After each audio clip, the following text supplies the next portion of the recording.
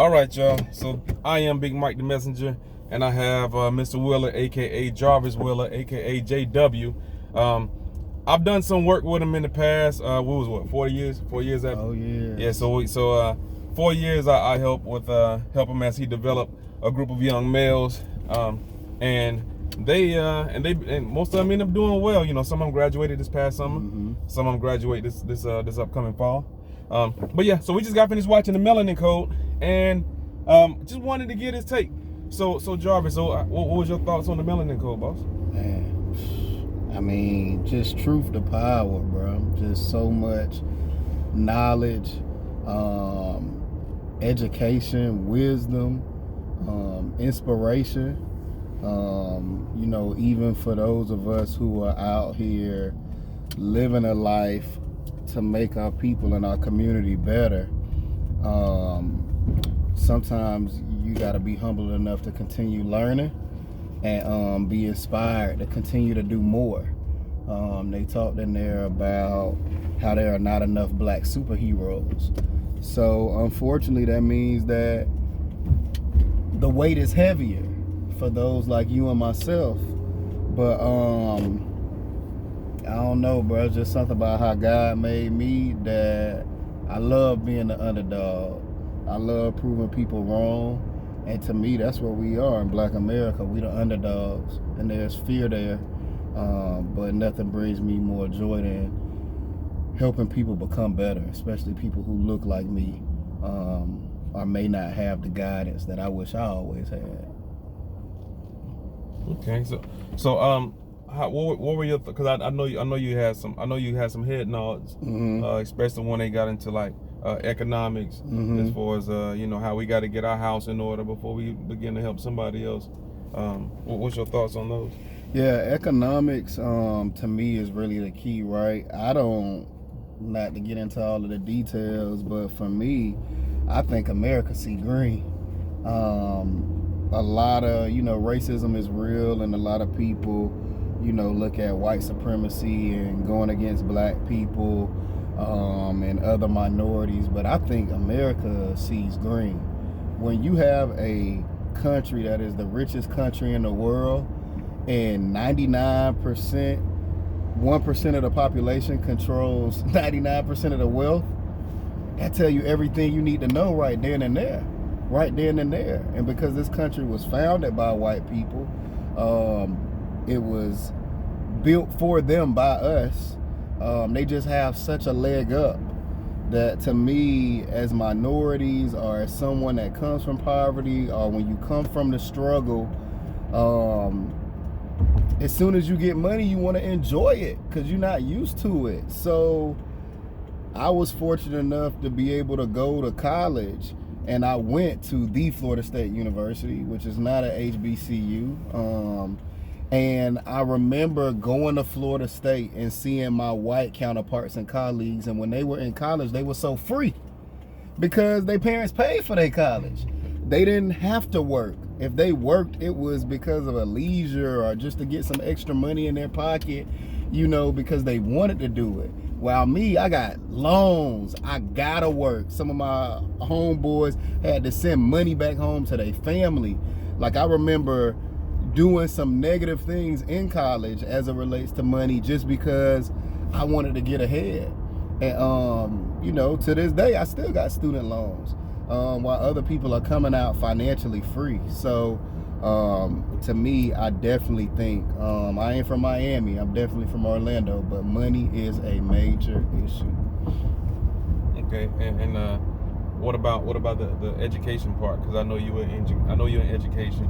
I know you do a lot for educators. So what do you think some of the solutions should be as far as getting past this? Because I know, I didn't talk to you about it, but a lot of people are always talking about how they don't agree with protesting. Mm-hmm. They're like, I don't agree with protesting, I don't agree with looting, I don't agree with any of those things. Mm-hmm. But when they asked me, I didn't really say anything. I don't really talk to people about anything because I'm like, look, as much time as I spent in the community, leave me alone. Yeah. Because all you doing is talking every time. Because think about it, when people congratulate you, oh, Wheeler, you doing such amazing things, and you look like, well, you can help, right? Yeah. Don't help me. Yeah. You know, you get the Kevin Hart, nigga. Help me, please. Real talk. But everybody, you know, they want to say, like, you know, they want to protest, and they got all this energy, but they're not moving in one sense of direction. Mm-hmm. So as far as some directions, I consider to be one of the directions. Like, look, I've been protesting ever since I started going inside the schools. Yeah. I've been it's different ways that we protest. Yeah. So for me, it was making sure that we develop young men, Mm-hmm. make sure that we have conversations, is make sure that we show love to all the students. Yeah. Hence why they kept crying when you were like, yeah, well, you know, I just got the promotion, and some of the kids were like, yeah, well, you know, hey, Mr. Wheeler, you owe me a favor. I'm gonna need that. Yeah. Real talk. But you know, those are healthy protests. Yeah. You know, that's how you really, like, you can't protest just by yelling. You got to put some action to it. Yeah. You know, so my question to you is, what are some other ways that you see that we can protest other than just holding up picket signs in front of courthouses? Yeah, that's a good question, bro. And obviously with everything going on in society right now, that was sparked once again by George Floyd, but we know it's not limited to George Floyd at all. It's 450 years of oppression that now it's been so egregious that, you know, we stepping up once again, and I hope this is the watershed moment, the turning point, the tipping point for real change, because this is not a moment, you know, in society for 13% of America, and even more when you talk about all minorities. This is our lives, man. Like, I deal with this every single day. So George Floyd ain't getting me hyped for what need to be done. Like, I get hyped every single day, where as a 30-year-old black male, I go into a white company where I'm a senior leader, and there's nobody there that looks like me. And people that report to me are older than me. People that I report to are older than me. And when I look at the Chiefs, it's 80% white. But the fact of the matter is, I have to understand their world to be able to operate effectively, to make sure that the mission of making lives better for kids in my community and marginalized and at-risk communities all over the state are taken care of. So I think, when I think about just action, things to get done, I believe in everything, bro. Everything. Like Martin Luther King said, if you can't run, man, you better jog. You can't jog, you better walk. You can't walk, you better crawl. Like, whatever you got to do, like, don't stop moving. You got to get it done. So to me, I don't care if it's voting. I don't care if it's boycotting and economics. I don't care if it's protesting. I don't care if it's education and training. Like, I don't care what the means is, bro. To me, it's got to get done. So I'm all about playing, like they said in the Melanin Code, chess and not checkers. Like, there has to be a strategy, there has to be a plan. And I'm not gonna get too much into that, because to me the revolution can't be televised, because there might be somebody that watches this and wants to infiltrate that. And truth be told, I've been infiltrating all my life. Right. I'm not working for a white company on accident. I didn't go to a white college on accident. I literally looked at America and saw, as much as I love my people, I came from nobody in my family could teach me how to be successful. Nobody in my neighborhood could teach me how to be successful according to the American dream. But I'm looking at all these white people who got it.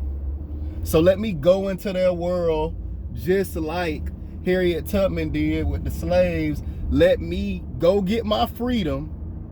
And from that point on, once I get my freedom and I've navigated a strategy of how to get out of this, let me come back to where I came from, and let me create a path and be a trailblazer for others. So now you ain't got to create your own path.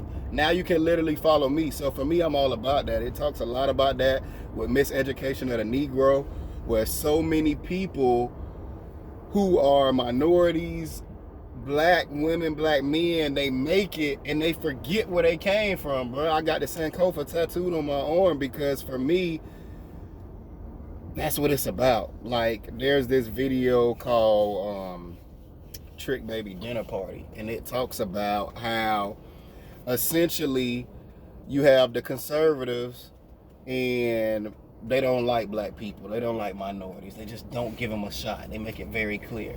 And then you got the Democrats, the liberals, who they give the best and the brightest black people a shot. But the conservatives are playing checkers. They're just saying, I don't like black people, I'm not giving them a shot. While the liberals are playing chess, because they're saying, if I give the best and the brightest a shot, then what's going to happen is as they matriculate and as they make it out of the hood, they'll never want to come back to the hood. They'll never associate with the hood. They'll become superstars and they'll become athletes, and they'll say you got to distance yourself away from those negative influences if you want to keep your riches or your wealth. So what happens is they become neutralized. So the best and the brightest from the hood don't end up coming back to make sure that the generation behind them has what they need. And what happens as a result? The hood looks at them and they like, F you. Because they like, bro, you made it out and you left. That's the whole crabs in the bucket mentality. So for me, it was important that I made it out, and I tried hard to save my generation, bro. I tried hard. You ask all my homeboys, I think I brought like 5 or 6 of my homeboys from Orlando up to Tallahassee, and I think one of them made it. But I tried, bro, but I wasn't strong enough at that time. Right. So for me, you know, being able to come back to Evans and be a teacher, and then most importantly for me, teach 25 young black men from their 9th grade year to their 12th grade year, ensure that all of them got accepted into college and all their futures were secure, and that they had a living example in me. To me, that was what was important, because I think so many black men, they just don't have that GPS, bro. Right. They don't have that GPS. So for me, when I'm in my company or when I had to matriculate, I had to figure it out myself. I bumped a lot of heads, but that's what makes you a trailblazer. But my thing is, everything I'm not made me everything I am. So now I'm in a situation where it's just like, I wanted a father in my life. I wanted somebody that could guide me a certain way. And because I didn't have that, the best I can do is do it for my kids. The best I can do it is do it for the generation after me.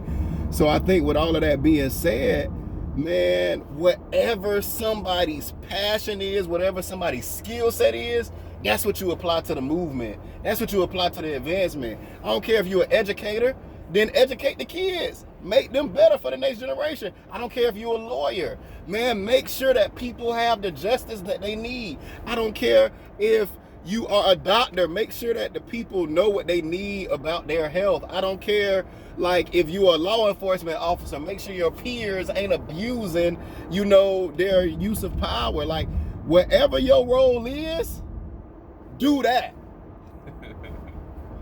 Fair enough. So just so you know, the Melanin Code, it's a code of ethics. Yeah. It was designed to be a code of ethics, the infrastructure for how we should treat each other, for how we should hold each other accountable for whatever positions or whatever roles we're in. So you just gave the Melanin Code in a nutshell. Yeah. But that's what it's about, man. So you know, so anybody. Oh, I see. He's on the phone.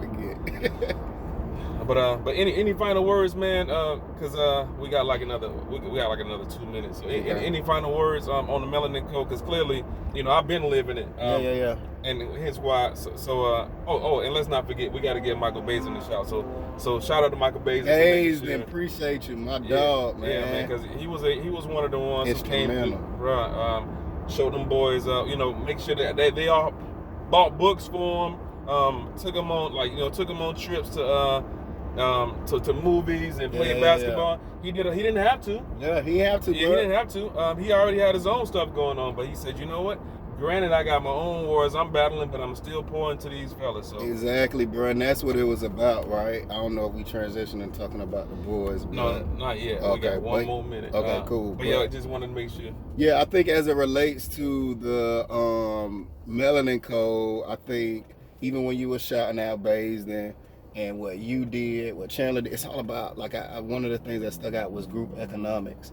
And I'm a big believer that you ain't got to know everything. But if you bring a small group of people together, boy, you gonna know way more from that synergy. It's just like a finger. Like, this finger ain't gonna hurt. This finger ain't gonna hurt if you add it. But the more fingers I add to make this fist, boy, it's gonna be harder than a mug. So I think, you know, even for me, at times when I was watching the Melanin Code, like, some of it was like, man, it's so good, but that's hard for me to grasp. But if I could talk to Mike about it, but if there was somebody else where we could come and have a group where we could really learn these things, I think that's what's important, because when you know better, you do better. And hearing does not necessarily mean that you now know. Right. So I think, you know, that's my final words, is how do we get to a point where we can go from hearing to application? Well, it's as simple as making sure that we watch the film, make sure we have conversations about it, because you're going to have people who come from different perspectives, different cultures in life, and when they see from their perspective, because, you know, your perspective is based off your position. Yeah. So when people get a chance to see that, then they'll sit back and say, oh, you know what? Well, I don't know how y'all feel. I've never been there, but I can see how I can help from my position. Yeah. And then as we work as a unit, then, you know, that's how you build heaven on earth. That's what heaven on earth is all about. But yeah, y'all. So this is Jarvis. Man, I had the pleasure of having my boy come out, hang out with me for a little while. But we got another video coming soon. Love y'all. Listen, we don't follow standards, we set them. Let's build heaven on earth. This one is for the Melanin Code. Talk to y'all soon. Love y'all. Take care.